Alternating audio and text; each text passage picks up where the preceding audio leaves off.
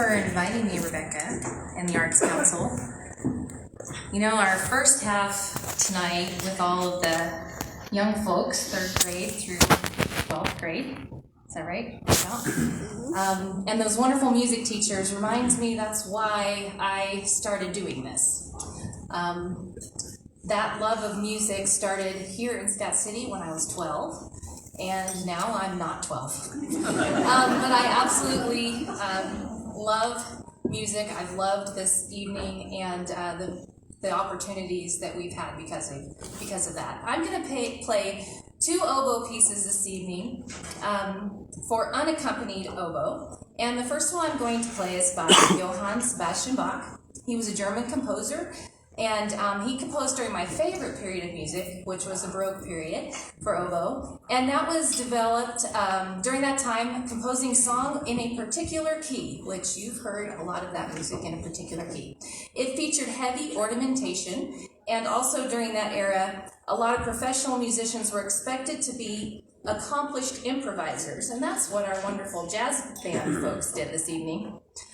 So you could ad-lib or add a cadenza or a solo passage at the end, and so you'll hear that in this piece.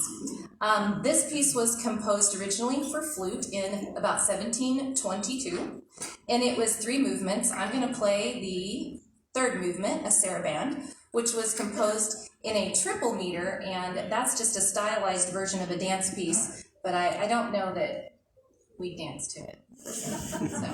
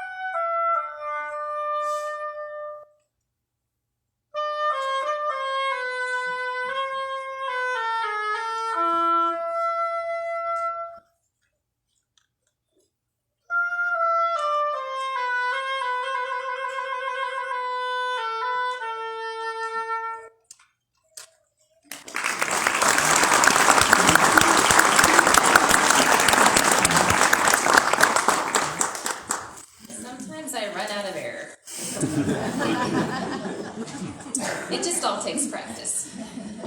This next piece jumps 200 years ahead to about 1951. It was written by Benjamin Britten. It's called The 6 Metamorphoses after Ovid, and it was written for solo oboe during the contemporary period of music.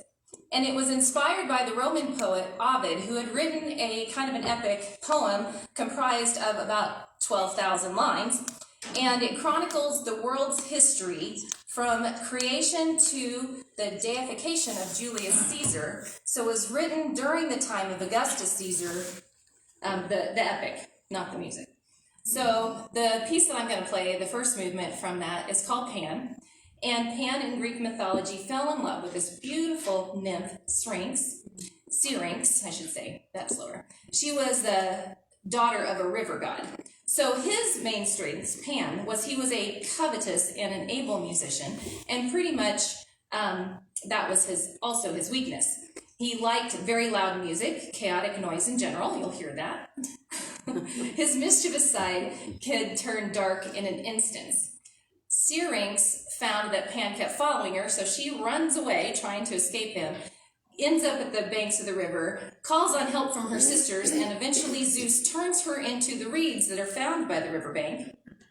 And so when Pan gets there, he does what all he can do is gather up these reeds, and he makes a musical instrument and plays upon his love.